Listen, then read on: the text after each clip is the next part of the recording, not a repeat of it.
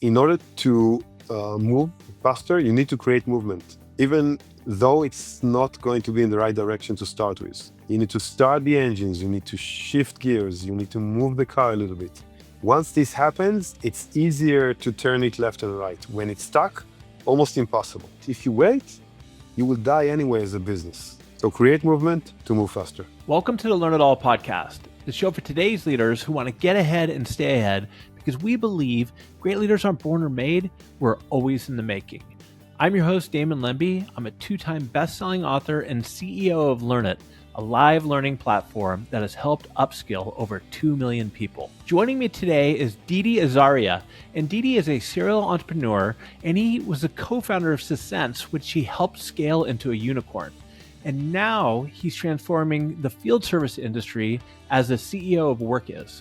We're going to be talking about why most leaders need to stop chasing everything and start getting obsessed with one thing, and that's niching down. I also really want to get into how Didi is thinking about AI, and not just as a tool, but as a leadership multiplier, and what that means to build a company that can stay human while still moving at the speed of innovation.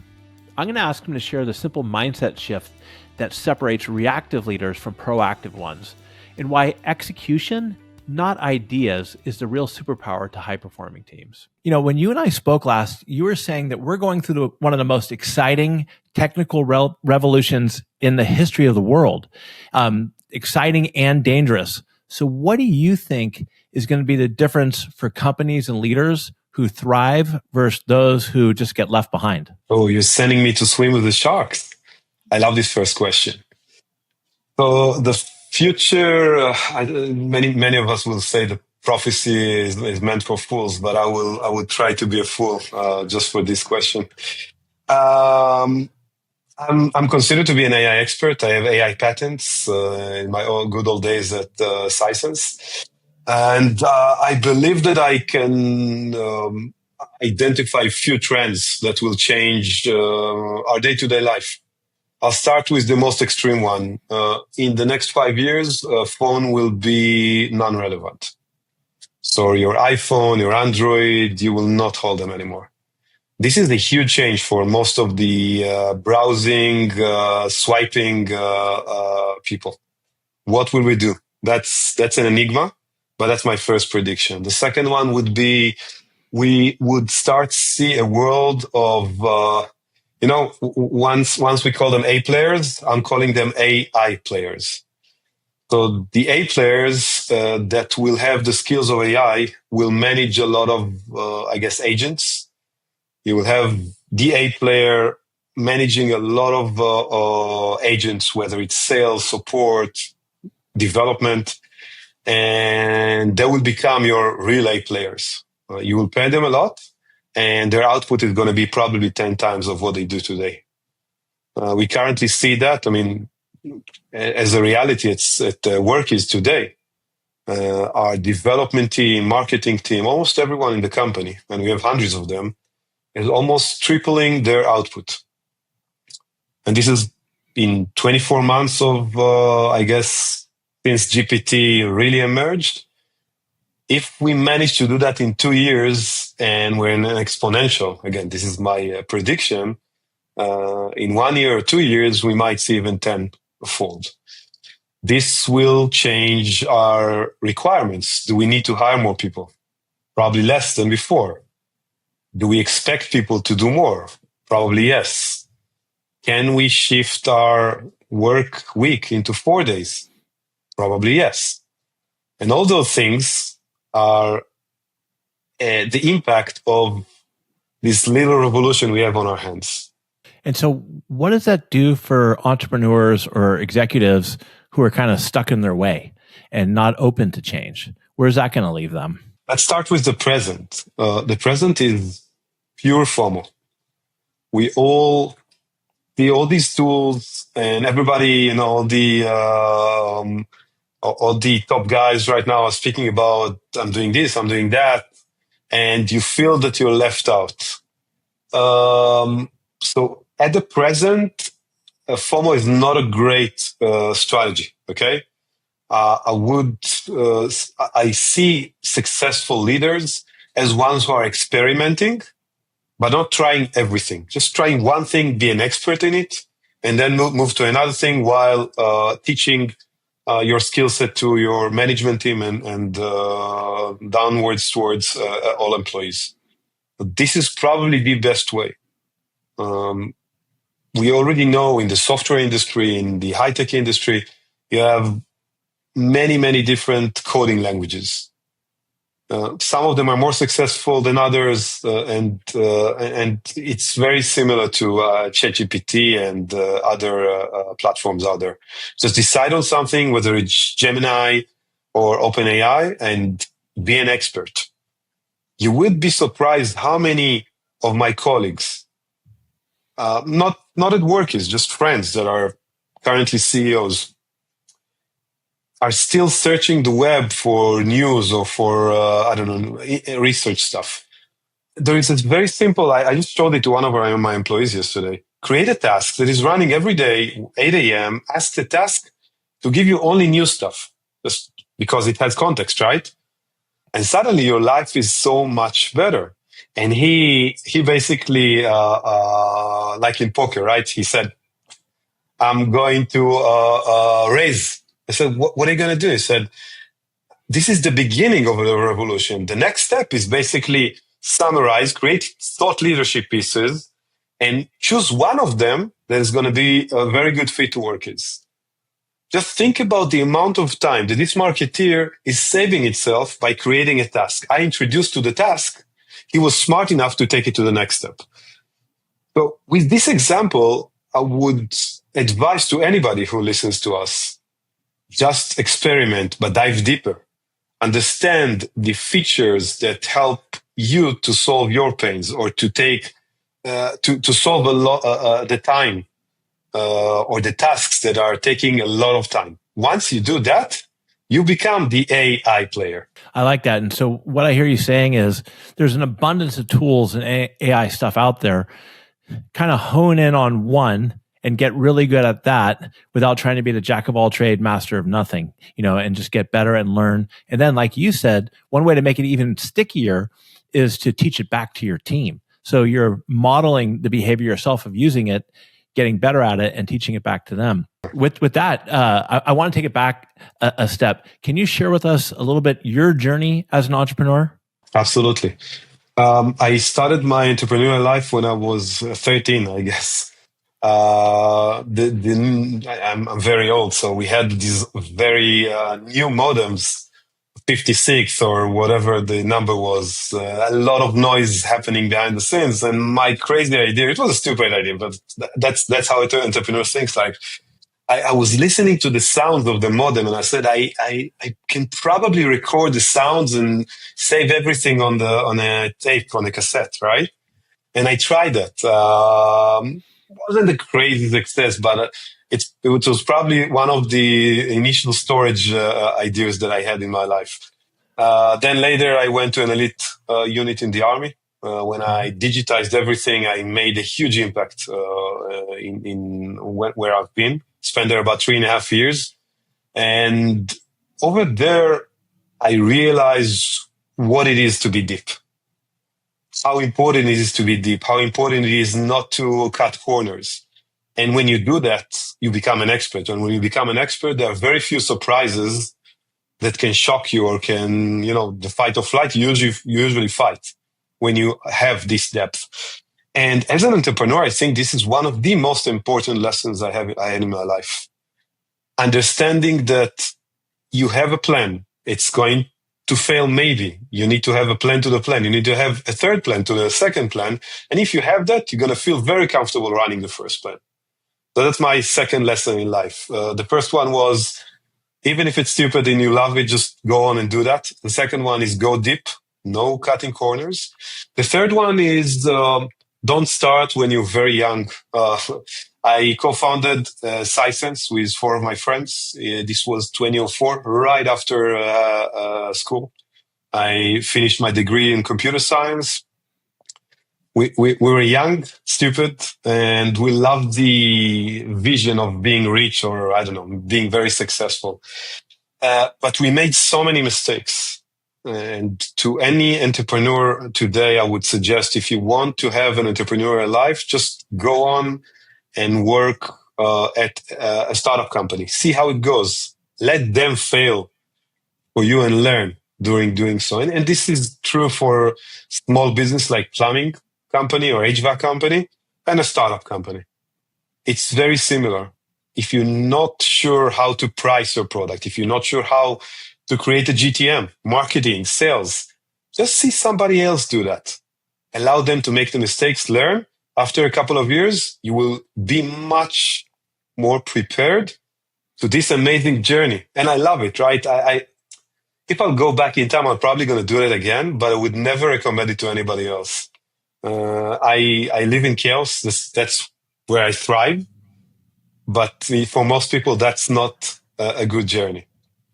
13 years into the Sisense journey, created a very successful company, hundreds of millions of ARR revenue, a lot of very famous customers, 800 employees all around the world. And I decided that I need to do something else. And you don't feel it in your brain, you feel it in your stomach. That's another, recommendation I have to anyone. When you know, you know. You don't need to overthink it. So I joined my partner today, Dan from San Diego. He was the locksmith, very successful one. I was a locksmith in LA 25 years ago. Not a very successful one, but I know the trade very well. I know how to create a bad key for almost any door. Any key that I'm going to create to a door will not open it. I know that for sure. We got connected really well and created Workiz, which is an operating system for HVAC, plumbing companies, growing companies in North America. Anything from scheduling, invoicing, estimates, embedded phone system, and most importantly these days, an AI platform that supports automating anything other than the wrench. This includes late hours dispatcher. So when nobody is at the office, our AI dispatcher kicks in. Nowadays, Jessica, it's yes. She has 3 names right now because not everybody likes Jessica. But yes, the idea here is to provide those small businesses the ability to compete better, to spend less on late hours, call centers, or low wage. They're not your employees in many cases, not giving a great service. And at the end of the day, you lose money. You advertise, cost per click can be easily $30 to $50. So every click costs you $50. And then you go on and pay $5 to somebody in the Philippines. Something doesn't make sense. We're getting directly in between. And this includes every inbound marketing, I guess, whether it's text messaging and emails and phone calls and other forms of communication. Our goal is to reduce the friction between the customer needs, I have a broken faucet, to a technician availability. And the friction is usually nobody's answering the phone. You'll be surprised. 40% of the services in the US, not 40%, 40% of the calls are not being answered. That's a crazy number. Well, it is, especially if even 5% of those are potential customers who could want your business. Lucky for you, I have the data. Would you like to know how many of them are real business? How many? 40%. 40% of the missed calls are actually looking for, well, it's so tough these days because you get overwhelmed with fake calls all the time, you know? This is exactly right. What we see in many cases that the owner or the dispatcher, they answer the phone and somebody's trying to sell them something and they're not getting off the phone. And everybody is so nice and keeping them on the phone. But at the same time, a real customer is calling in, trying to solve a problem. When you're not answering, guess what he does? They go on Google and click to call. It's very easy, just one click away. And this person will answer probably, and that's it. You just lost a job. And we analyze all this data. We see that when these businesses, when they get back to missed call, in most cases, They will have the same answer, oh, I found somebody else. Looking at how you scaled Sisense to hundreds of millions, like it's basically a unicorn, what was something that you learned, a mistake you made there when it came to growing, especially around talent development, that you learned from that you did differently at Workiz? I would say vertical specification. And vertical doesn't have to be an industry. In some cases, just you can call it an ICP. And I will start from the strategy and then go to how you attract people to that strategy. But it's all starts with strategy. When you're trying to sell to everybody at every location, at every time zone, at every language, in most cases you will fail. This can happen only after you succeeded in a smaller niche. In our case, it was locksmiths. So you have the expertise and you have the word to mouth. And you have the feature set that fits directly into this segment. And you're attracting businesses that are at specific size, at North America. And you know how to solve their problem. This makes you very attractive to them. And when this works well, even though it's a very small niche, you shift to garage door, for instance, and so on and so forth. Now, when your employees get the understanding that this is what we sell, only that what we're selling, they're becoming the experts. Mm-hmm. And when you're looking for talent, you're usually going to look for talent who know how to go deep instead of wide. Anytime that you go wide, you will not gain the maximum profitability, efficiency, and it's mostly around efficiency that you can get. So one of a great marketer once told me that when you're a fly, you make a lot of noise in a small toilet room, right? But no sound on the beach, and that's very important. So when you start the smallest niche possible, that can grow later on. And when you hire talent, it is super important that they understand it and are not trying to do stuff that is not part of the strategy. Well, I think what's important with that, what I hear you saying is having clarity around the strategy and the vision so that everything that they're doing is aligned with that. And why would you say that a lot of entrepreneurs try to go too broad? Is it because they're afraid that if they niche down, that their markets can be so small they're going to miss out and won't be able to generate enough revenue? It's an amazing question. I experience it day in, day out, and all of us are experiencing it. The most challenging answer, or the most challenging, I guess, task for entrepreneurs is to say no. Mm-hmm. You will have opportunities from partners, from customers, mainly big ones, that will show you the money. They will give you their money. Just adjust the product here, and there. Or a partner that wants to partner with you and promises you the world. Saying no is probably the most important quality in this journey. Without saying no, you're just going to be attracted to ideas. And let's speak about what makes an entrepreneur. I wake up every morning with new ideas. This is what makes me who I am. I need to fight it every day. And this is, again, it doesn't have to be the high-tech industry. It can be a plumbing shop. It can be an HVAC shop. If you wake up every morning with an idea, it's a great thing to write it down and shove it somewhere. Do not share it with your employees. Don't think it's the best idea ever.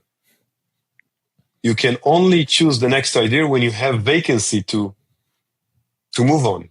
When you succeeded, when you failed. But when you're trying to do something right now, adding another layer, and if some of my colleagues and my employees will hear me say, oh, but you do that from time to time. Honest to God, I am. But I'm aware of it. And I guess 2 seconds after I'm starting, I said, no, hold on. Forget it, please. I'm with you on that. And I'll be honest, one of the big mistakes that Learnit's made is we try to do too many things, serve too big of an audience sometimes when it came to our learning development. And over the last couple of years, we really pruned our offerings and looked at it. You can't just keep chasing the shiny object all the time. And as somebody who wakes up with ideas all the time too, when you share those out, it's almost like change fatigue for your team, and they get so stressed out over it. One of the things I've started to do is I just talk it into Chat GPT and just store it somewhere and save it, because like you said, if you go too many different directions, you're going to wear everybody out and you're going to confuse everybody. One of the things I know that you're big on, and you just kind of touched on right there, is the importance for a leader to have self-awareness. Can you speak a little bit about that for us? Absolutely. Let's start with every day that when I wake up, I'm faking it till I'm making it. It's not just a phrase. I don't think I'm good enough for this job, but I think that's what makes me good for this job. Because I look in the mirror and I said, maybe there is somebody else that can do a better job, and then I go to work and I do better and I get better and I learn more and I read more and I try harder. I believe that reflection is super, super important. I take every night when I'm writing in my calendar, I'm basically dropping all the challenges that I had, but big stuff, big rocks. Again, I'm leading a big company, so, but it's not nonsense. It's stuff that I'm offloading from my mind. So I'm not going to be troubled at night. I'm going to get back to it later on. And that's one way of me reflecting on my day. It's not tasks, by the way. It's things that troubles me. Could I have done differently? Could I don't know, I gave a speech or I spoke to an investor. Didn't went that well. Drop it into a note and get back to it later on. Super important. It's not set and forget, no. It's just the ability to write it down, let it go for a few days, and then get back to it, and you're usually going to have a different perception on the fact. Another thing that I do is I ask for constant feedback. Post meetings with investors, post meeting with my management team. So right now we have performance reviews every 6 months. And it's not part of the performance review to basically give me feedback.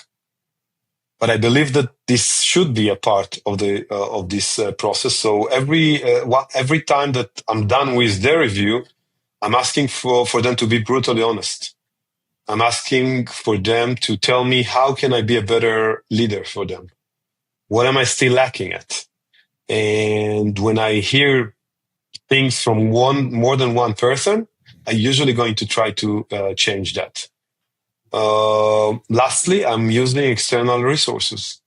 I'm using advisors every couple of years when I feel that I'm getting into the next level or need to get to the next level. How do you create the type of culture where, I mean, you run a big company and you want people to come to you with advice, with feedback, but you could be intimidating, right? So how do you create that space where they feel comfortable enough to come to you and give you constructive criticism? So I'm going to share what I do, but it's a double sword thing. I'm super friendly with everybody. Every morning, we have 4 offices, so wherever I am, I'm walking around the office, I'm shaking hands, I'm asking them how they are, and I actually care about what they do. I believe that in this way, you reduce distance, and you allow them to be very upfront with you. So I can share that almost every couple of days, somebody's knocking on my door. They say, can I share something? I said, of course. I have this and this problem. I think that you missed here and there.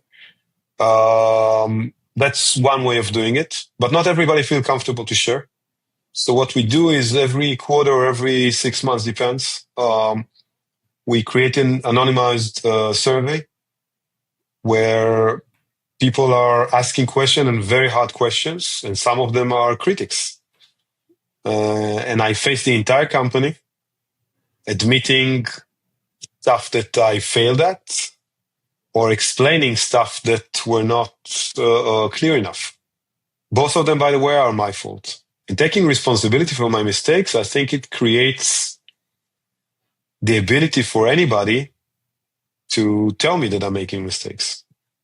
And leading by example, my guess, helps people feel comfortable enough to admit their own mistakes and share feedback and ideas and say, and be humble enough to say, look, I don't have an answer to all of this. And so does that also help accelerate ideas for Workiz from, your frontline people who are talking to your customers? Do you have any good examples of how ideas have bubbled up from your product perspective? Yes, absolutely. I mean, even with our customers, we do the same. We create an open conversation, whether it's via email, text messaging, or whatever. And in many cases, our customers are driving our innovation. They are having ideas on their own, and they come to us and say, "Oh, I think we can change the entire industry if we can implement this and that." Obviously, we're verifying and so on. So this happens a lot. Many of our employees have ideas on how to create a better product or a better industry, and they're sharing it in customer conversations, see how the customer reacts, and then do the same. We have a lot of, I guess, angles to create innovation, but the most important thing in innovation and creating a better product is keeping an open mind and allowing everybody to participate in the ideation process. It doesn't mean that we're promising anyone that what their idea will be implemented, but if they understand that the door is open, they will share more and more ideas, and this is super important. No, I think that's very important. So what I hear you saying is everybody is welcome to come in with ideas. What they need to understand is that not all those ideas are going to be implemented. So whatever direction you decide to go on, share your ideas, give your thoughts out, and then whatever the decision that's made, then let's move forward as a company and get on board for it. Now, ideas are super important, but I know that you're big on this because we talked about this before, is ideas are one thing, but if you don't execute on them, you have nothing. Absolutely. Execution is key. 90% of the success of a company is execution, even if your product is bloody amazing. This means customer success, support, sales, SDR, marketing. I mean, it's a machine that needs to be fine-tuned almost every day. Communication is key. Clarity is key between all those, moving parts. And at the end of the day, ideas are great. Once you implement them, start very small, do a lot of iterations, and don't be afraid to kill features, products, or ideas. This is another thing. Again, it's almost impossible for a company to kill a feature. I had an occasion, it was my idea. And one of the product guys actually had a big debate with me. Said, but nobody's using it. And I was in love with this feature. And then I realized, but he's doing his job. If nobody's using it, why the hell do we need to support this code and debug it? And so it doesn't make any sense. So every time you add something to this crazy machine, you need to understand there are layers that needs to support it.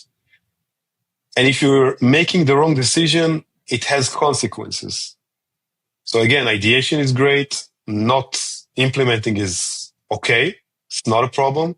If you already implemented, fail fast is crucial. And it's interesting, and I agree with you, because sometimes we develop things in a bubble too. Like I love it, so why wouldn't everybody else love it, right? And so, on one hand, your slogan is "Never give up," but on the other hand, you're saying sometimes you do have to throw the baby out with the bathwater if it's not what's best for your team and, more importantly, your customers in that case. Never give up on your company. Do not think that your product is your company, or your GTM is your company, or ICP is your company. All of them working together smoothly is your company. And you need to give up some of them to make the company succeed. So I would call it collateral damage, and in many cases it can be, unfortunately, an employee, a product, or a GTM motion that doesn't work. You need to be very clear with yourself, very honest with yourself. If something doesn't work and you keep on doing it, never give up is not a good idea. Never give up means that you're not giving up on the bigger picture.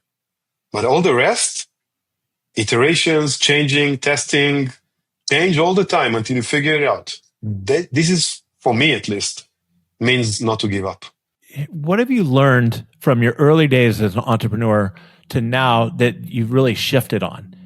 Is there anything in specific that like you used to do things one way, but now over time you've learned and grown and have a completely different mindset about it? Yeah, ship fast.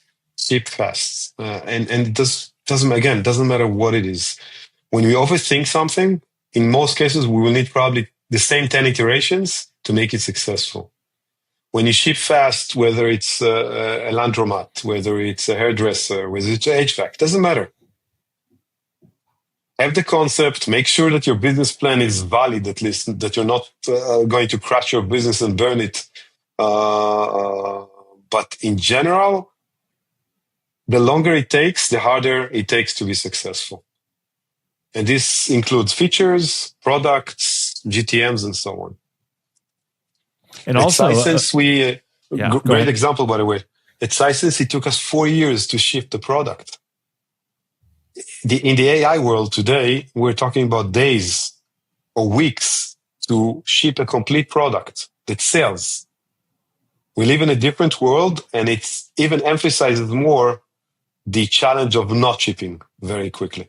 So it's all around continuous improvement, really, and continuous change. So how do you help an entrepreneur or an executive who's listening to this make that shift? Because it's not easy for everybody. So how do you help them get out of their comfort zone and learn that you have to do this to survive and thrive in the future? It's a great question. I would call it reduction. So taking a very complex algorithm and breaking it to a very small units that are working together usually helps people to understand what is the first step, what they can solve right now, what will not get solved in the next year or so. And in order to move faster, you need to create movement, even though it's not going to be in the right direction to start with. You need to start the engines, you need to shift gears, you need to move the car a little bit. Once this happens, it's easier to turn it left and right. When it's stuck, almost impossible. So the reduction of the bigger picture to a smaller tasks, and do the first, even if they're not that important, create a website, hire somebody. I mean, some stuff are very simple, but it's not only when I have the product, I'm going to hire somebody. Only when I complete only when I'm going to get the investment, I'm going to create a website. No, don't wait. If you wait, you will die anyway as a business. So create movement to move faster. No, I like what you're saying. Basically, the worst thing you could do is just freeze and be stuck. I mean, that's one of the things we do with some of our content. You know, we don't have to build out the whole thing. Just throw up an outline, and if people like it, then you build it afterwards. You work backwards on it. You know, I mean, if you just freeze and you build the whole thing and then you put it out there and nobody wants it, look at all that time you wasted for it. Exactly. I absolutely agree with that. And so what is next for Workiz? You know, because you've evolved since over the last couple of years and things are really shifting with AI. Is there anything specific do you have on a roadmap that you want to share? In general, as I mentioned before, we see AI as a crucial technology for helping HVAC plumbing businesses to thrive in a very tough market these days. So whether it's tariffs or hiring challenges, and not too many people, unfortunately, want to work in this occupation.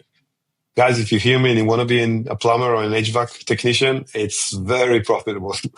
But in general, in order to thrive, Workiz needs to provide an operating system that helps the business to move everything other than the actual technician, whether it's back office and accounting and finance and everything that creates a business. Workiz will do and will automate.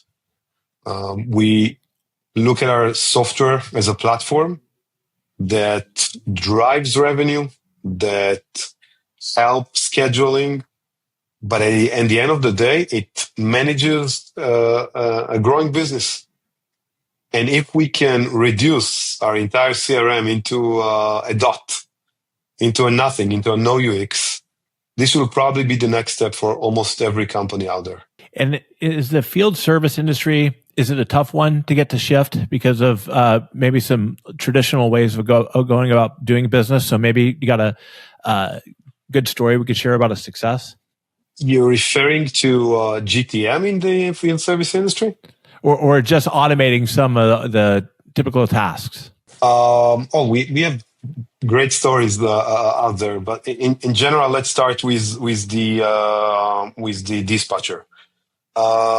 Because our AI dispatcher is answering late nights, it catches some crazy calls. So a few weeks ago, a very old lady called the virtual dispatcher, and she said, "I'm out of electricity."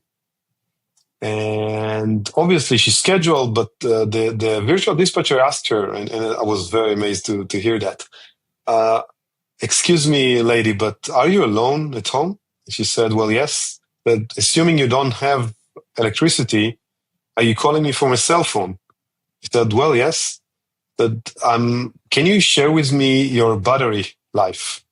She said, I have 30%. And then she said something that really amazed me. Can you share a family member phone number or a neighbor phone number that a technician can call to, because you won't be able to charge that? This is empathy. This is thinking out of the box. This is Critical helping thinking. the elderlies to survive an electricity that is gone. In my eyes, and I have goosebumps when I tell this story all the time, because this lady would never get this kind of service, or in most cases, the field service industry is amazing people, but in most cases, she will never get this level of careness, of sympathy, of caregiving in many ways. And the technician actually got notes from the virtual dispatcher with all the phone numbers of the people she knew. This is something amazing in my eyes, and it's going to change the world for the best. That's one story that I love to tell. In so many cases, if you hear people in stress, and some of the very interesting stories that are happening today, because again, we analyze calls humans to humans and humans to robots. Humans tend to be very angry, very impatient with other humans. It doesn't happen with virtual dispatchers. Once they realize it's a robot, very patient, speaks slowly, smiling. You can hear them smiling. That's fascinating. And there is no anger in the conversation. And you need to understand, if somebody fixed your fridge and it broke again a day later, you're pissed. Mm-hmm. If a technician didn't show up at the right time, you're pissed. A virtual dispatcher just reduces the tense immediately. Why the hell would you be angry on your vacuum cleaner? It's the same thing, right? You can be angry, but it's... So these are some of the things. Some other things more on the fintech side. It took our... so the story is that any field service business have disputes. And in many cases, they're incorrect, meaning you install, a 10K HVAC unit. You went home, you got the money, and after a few days, dispute. Customers are not always honest as we want them to be. In order to fight a dispute today, you need to start gathering evidence, whether it's your communication with the client, and GPS location, and pictures before and after, and so on. It's a task that takes hours. Workiz released that feature a couple of months ago, where basically with a single click, we collect all the evidence in AI, package it, and send it to the credit company. Sure enough, forget about the fact that it takes a second instead of hours. The evidence are so well defined, are so well written and organized that many of them that will never get the money back are now getting a lot of their money back because they've been there, they've made the installation. So giving money back to our customers is one of my best, I guess, goals in my life. It makes me really happy. No, I love it. I love those stories, especially the elderly and literally critically thinking for like, hey, let's think a couple steps ahead because you may be in a situation that you can't reverse from. So, I mean, that's awesome. And I think that's a great place to wrap it up. It's basically where we started, and some of the things we talked about was that this is the greatest time in technology history that we're living through now, bigger than the internet, bigger than everything, and phones are going to disappear, and that's going to require leaders and everybody to be more adaptive, be more resilient, and think differently. And yeah, sure, there is going to be a challenge with jobs going away, but we got to work through it. And I love what you talked about being an entrepreneur and forcing yourself to have the discipline to niche down, because if you don't, you're going to set yourself up too broadly and not have a clear direction for your team, for the features and everything that you build, not only for your team, but for your customers. And the importance of leading by example. If you want people to be able to give you feedback, you got to be open and sharing, some of the glorious mistakes you've made, and having that type of environment and asking, because when you get that feedback, you can learn and grow. So that's all awesome. Is there anything else you want to leave our audience with before we head out? Yes, one thing. We live in a world where you must be curious. So be curious and go find your niche. No, I love it. And so listeners, I want you to do me a favor. If you know somebody who is an entrepreneur, or maybe they're in the field service business, HVAC, locksmith, send this to them. And or maybe you have somebody who's looking at going into college, but instead really wants to go into a vocational school. Didi, I believe you are too, are big fans of that. Roll up your sleeves and start doing the work now. So send this episode to them. So Didi, where can our audience connect with you at? LinkedIn, that's the best way. Didi Azaria. So connect with Didi there, and also check out Workiz website. We'll put that in the show notes as well. And until next time, everybody, stay curious, keep learning, and have a great day. See ya. How do we change people's behavior? How do we build a mindset of transformation, a mindset of continuous improvement in people? I would always encourage leaders to be data-driven.